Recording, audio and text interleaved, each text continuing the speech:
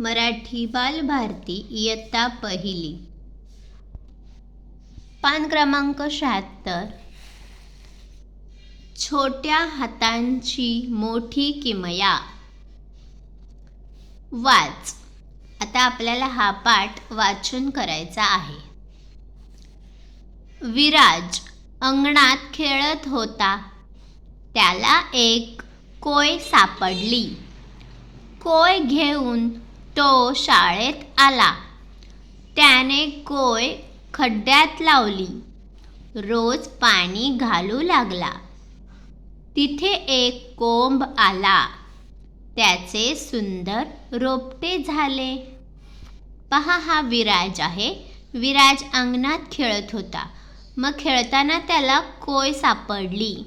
कोय म्हणजे आंबा खातो ना आपण, त्या आंब्याची बी असते, त्या बीला, आंब्याच्या बीला कोय म्हणतात। मग ती कोय घेऊन तो शाळेत आला।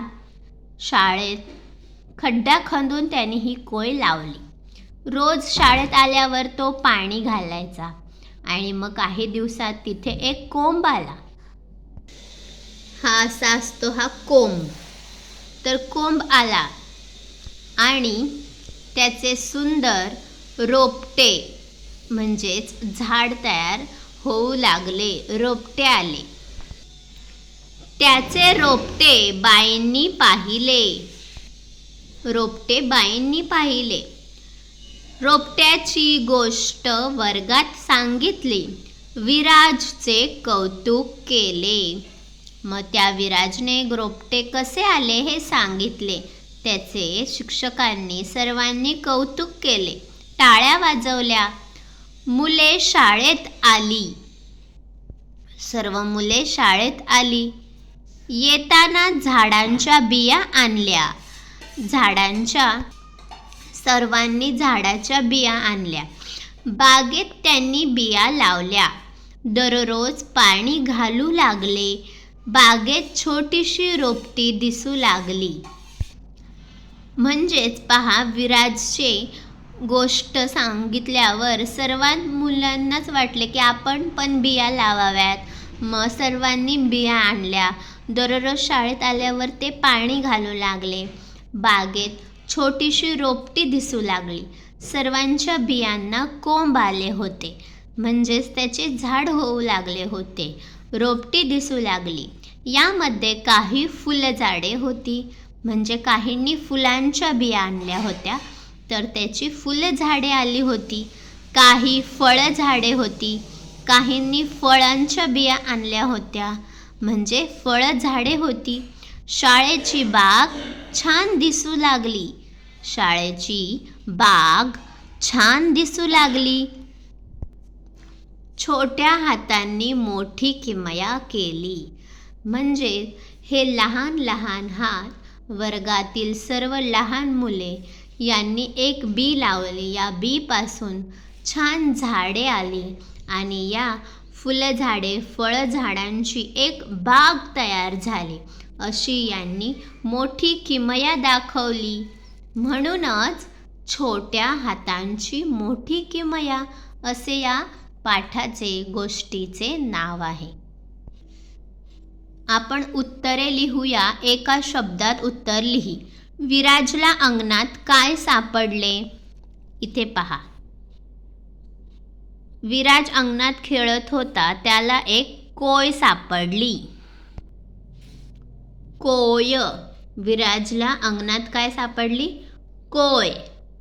एका शब्दात उत्तर लिहायचं आहे, म्हणजेच कोय शब्द आहे। बाईंनी विराजचे कौतुक का केले? कारण विराजने बाईंना रोपट्याची गोष्ट वर्गात सांगितली होती। विराजचे रोपटे बाईंनी पाहिले व रोपट्याची गोष्ट विराजने मॅडमला, बाईंना सांगितली, म्हणून बाईंनी विराजचे कौतुक केले। आता या चित्रांचा योग्य क्रम लाव व लिही। चित्रे पहा। चित्रामध्ये इथे आपल्याला काय दिसत आहे? एक कोंब, बी, झाड आणि रोपटे. तर सर्वात अगोदर आपण याची नावे लिहूया. इथे नावे दिली आहेत. तर पहिला नंबर आहे इथे 1, बी लावले.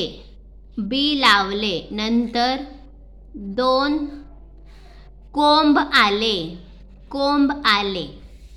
त्यानंतर 3 आहे 3 क्रम, रोप झाले. इथे छान कुंडीमध्ये रोप झाले. आणि त्यानंतर त्याचेच झाड झाले. झाड झाले. 1, 2, 3, 4 असा याचा क्रम आहे. खाली कविता पूर्ण कर. एक हिरवे झाड करते माझे लाड आंबा वारा. काय उत्तर येणार? लाड. पुन्हा म्हणा. एक हिरवे झाड करते माझे लाड. 2, कविता नंबर 2. इवली इवली फुले जशी हसरी मुले गोड माझे. मुले योग्य पर्याय. इवली इवली फुले जशी हसरी मुले. पहा, कवितेमध्ये यमक जुळणारे शब्द असतात, जसे झाड, लाड, फुले, मुले. यावरून आपण यातून योग्य शब्द निवडायचा आहे. 3, हिरवी हिरवी पाने मुले गातात सुवास गाणे गोल. गाणे. हिरवी हिरवी पाने मुले गातात गाणे. 4 क्रमांक. झाडावर करू माया देतील ते छाया सावली फळे. छाया. छाया. पुन्हा कविता म्हणूया. एक हिरवे झाड करते माझे लाड इवली इवली फुले जशी हसरी मुले. हिरवी हिरवी पाने मुले गातात गाणे झाडावर करू माया देतील ते छाया. सावली देणाऱ्या झाडांची नावे लिहा. सावली कोणती झाडे देतात? मोठी मोठी झाडे कोणती असतात? आंबा, वड, पिंपळ, कडुलिंब, जांभूळ ही सर्व मोठी झाडे सावली देतात. तुला कोणते झाड लावायला आवडेल ते सांग. मला मोठे आंब्याचे झाड लावायला आवडेल. कारण का बरे? मोठे झाल्यावर त्याचे आंबे सुद्धा खायला मिळतील आणि सावली देखील मिळेल. कोणत्याही एका झाडाचे सुंदर चित्र काढ व चित्राविषयी 2-3 वाक्य वहीत लिही. हा अभ्यास तुम्ही घरी करा आणि आपल्या मॅडमला दाखवा. आंब्याचे झाड व चिंचेचे झाड यामधील संवाद वहीत लिहा. आंब्याचे झाड आणि चिंचेचे झाड एकमेकांशी काय बोलतात त्याचा संवाद वहीत लिहा. ठीक आहे. तर सावली देणाऱ्या झाडांमध्ये आणखी एक नाव आहे चिंच. चिंचेचे झाडसुद्धा मोठे असते, त्याची सुद्धा आपल्याला सावली मिळते. तर अशा प्रकारे आपण हा स्वाध्याय प्रश्न उत्तरे पूर्ण केले आहेत आणि पाठ वाचन केलं आहे. व्हिडिओ आवडला असेल, समजलं असेल तर सबस्क्राईब करा, लाईक करा आणि मित्रांना शेअर करा. थँक्यू.